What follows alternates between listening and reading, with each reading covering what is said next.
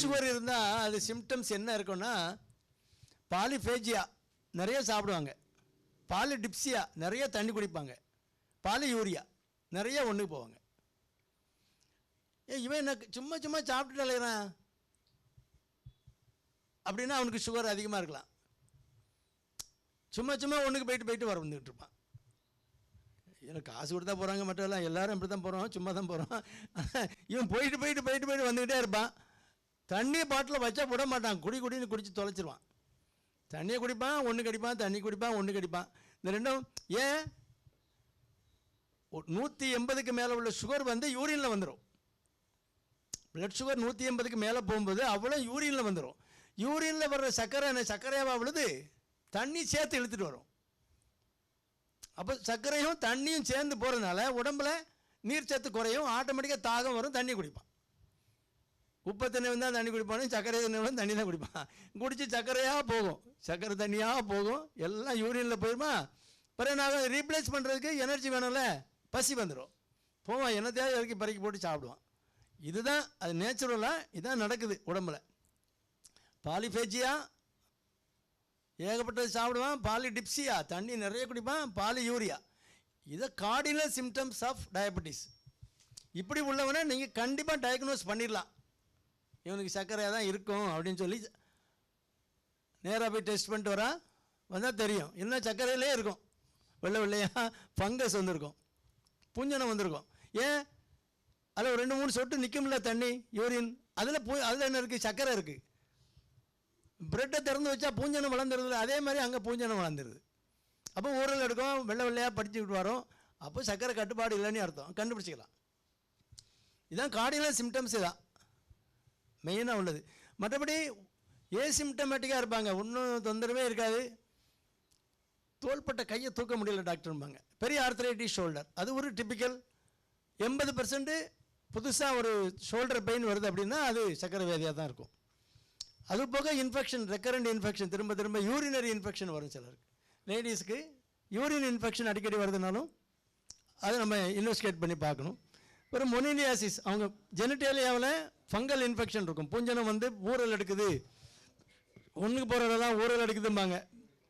அதுவும் நீங்கள் யூரின் பார்த்தீங்கன்னா சுகர் இருக்கும். டயபெட்டிக் பேஷண்ட்ஸில் இதெல்லாம் அக்கல்ட்டாக உள்ளது. வேறு சிம்டம்ஸ், கார்டினல் சிம்டம்ஸ் வந்து பாலியூரியா, பாலிடிப்சியா, பாலிஃபேஜியா, நிறைய சாப்பிட்றது, நிறைய தண்ணி குடிக்கிறது, நிறைய ஒன்றுக்கு போகிறது, இதுதான் டிப்பிக்கல் சிம்டம்ஸ். மற்றபடி ரொம்ப எக்ஸஸாக வருதுன்னு வைங்க, அன்கண்ட்ரோல் சுகரு, இன்சுலினே சுரக்கலைன்னா பெயின் அப்டமன் சிவியராக வரும். சிலருக்கு ரொம்ப பெயின் அப்டமன், சிவியர் வாமிட்டிங். என்ன காரணம்னு கண்டுபிடிக்க முடியாமல் வாமிட் பண்ணிகிட்டு இருப்பாங்க. சுகரை பார்த்தீங்கன்னா 550, 650 இருக்கும். ஏதோ டிகேஏன்னு சொல்லுவோம், டயபெட்டிக் கீட்டோ அசிடோசிஸ். இந்த மாதிரி இண்டிவிஜுவல் ஒரு ஃபீவர் வரும்போது சுகர் லெவல் ஹையாக போயிடும். அப்போ இன்சுலின் செக்ரேஷனே இருக்காது, அப்சல்யூட் இன்சுலின் டெஃபிஷியன்சி. இன்சுலின் சுரக்கவே இல்லைன்னா என்ன ஆகும், குளுக்கோஸை பாடி உபயோகப்படுத்த முடியாது. நம்ம பாடி வந்து டபுள், இப்போ டூயல் இன்ஜின் மாதிரி, பெட்ரோல்லையும் ஓடும், டீசல்லையும் ஓடும். சிலது பெட்ரோல்லையும் ஓடும், பேட்டரிலையும் ஓடுதில்ல. இப்போ வந்து டூயல் இன்ஜின் வருதில்ல, அதே மாதிரி பெட்ரோலில் ஓடணும். நம்ம குளுக்கோஸில் எனர்ஜி எடுக்கணும்னா என்ன வேணும், இன்சுலின் வேணும். இன்சுலின் இருந்தால் மட்டும்தான் உபயோகப்படுத்த முடியும். அது அப்சல்யூட்டாக இல்லைன்னு வைங்க, எனர்ஜி எங்கேருந்து வரும், ஃபேட்டி ஆசிட், கொழுப்பு அமிலங்கள்லேருந்து வரும். தொந்தி இருக்குல்ல, அப்போ தான் தொந்தி கரைய ஆரம்பிக்கும். தொந்தியிலேருந்து அந்த கொழுப்புலேருந்து வர்றதில் என்ன ப்ராப்ளம்னா, அதில் உள்ள வேஸ்ட் ப்ராடக்டில் எந்த ஒரு இதுவுமே, பெட்ரோலில் வந்து அதிகம் புகை வராது, டீசலில் அதிகம் புகை வரும். அதே மாதிரி நம்ம டீசல் என்னது, ஃப்ரீ ஃபேட்டி ஆசிட் உபயோகப்படுத்த ஆரம்பிக்கும் பாடி. ஏன்னா ஃபங்க்ஷன் பண்ணணும்ல, வைட்டல் ஆர்கன்ஸு ஃபங்க்ஷன் பண்ணும்போது கீட்டோன் பாடிஸ்ன்னுட்டு acetic acid, acetone, beta hydroxy, butyric ஆசிட்னு சொல்லி அந்த 3 கொழுப்பு அமிலங்கள் வந்து பாடியில் அக்குமுலேட் ஆகும். உடம்பில் அக்குமுலேட் ஆகும்போது ஆகும், அது வந்து பிரெயினுக்கு ஸ்டிமுலண்ட்டு. ஒரு ப்ரொஜெக்டைல் வாமிட்டிங், நிற்கவே நிற்காது, வாமிட் பண்ணிக்கிட்டே இருப்பான். அந்த மாதிரி பாருங்கள நீங்கள் வந்து யூரினில் கீட்டோன் அசிட்டோன் பார்த்தீங்கன்னா பாசிட்டிவாக இருக்கும். அப்போ என்ன, அப்சல்யூட் இன்சுலின் டெஃபிஷியன்சி. அந்த ஆளுக்கு இன்சுலினே இல்லைன்னு அர்த்தம். இன்சுலின் போட்டால் மட்டும்தான் இந்த இதெல்லாம் கரெக்ட் பண்ண முடியும். இன்சுலின் போடும்போது என்ன ஆகும், உடம்புல குளுக்கோஸை ஏகப்பட்ட குளுக்கோஸ் இருக்க, இன்சுலின் இருக்கிறதுனால பாடி இன்சுலின் மூலமாக குளுக்கோஸை உபயோகப்படுத்த ஆரம்பிக்கும். அந்த ஃபேட் மெட்டபாலிசத்துலேருந்து மாறிடும்.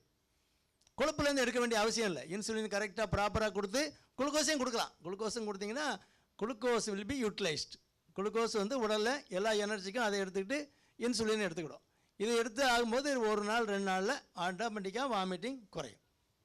பிறகு கொஞ்ச நாளைக்கு இன்சுலின். கால் விரல் கருத்து போகிறது இரத்த குழாயில் அடைப்பு வர்றதுனால. சர்க்கரை கட்டுப்பாடு இல்லாதவங்களுக்கு தான் பொதுவாக அது வரும். அது இரத்த குழாயில் அடைப்பு வந்துடும்ல.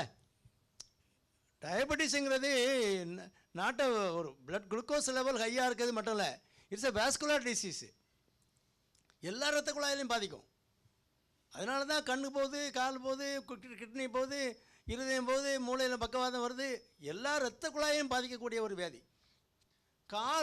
காலில் ஏன் முதல்ல பிரச்சனை வருதுன்னா, இதயம் எங்கே இருக்குது, எல்லா இடமும் சப்ளை பண்ணுற டேங்க் இது, ஆனால் கடைசி வார்டு அது. அங்கே தான் கடைசி இரத்த குழாய் இருக்குது. அங்கே தான் முதல்ல சப்ளை பிரச்சனை ஆகும். அங்கே தான் அந்த ப்ரெஷர் எஃபெக்ட் எல்லாமே குறைஞ்சி இங்கேருந்து தாண்டி இப்போ அங்கே போனோம். அங்கே ரொம்ப சப்ளை ரொம்ப குறைவாக இருக்கும். ஒரு சின்ன புண்ணு வந்தாலும் அங்கே கேட்குறதுக்கு நாதி இல்லை. நீங்கள் என்ன தான் ஆன்டிபயோட்டிக் போட்டாலும்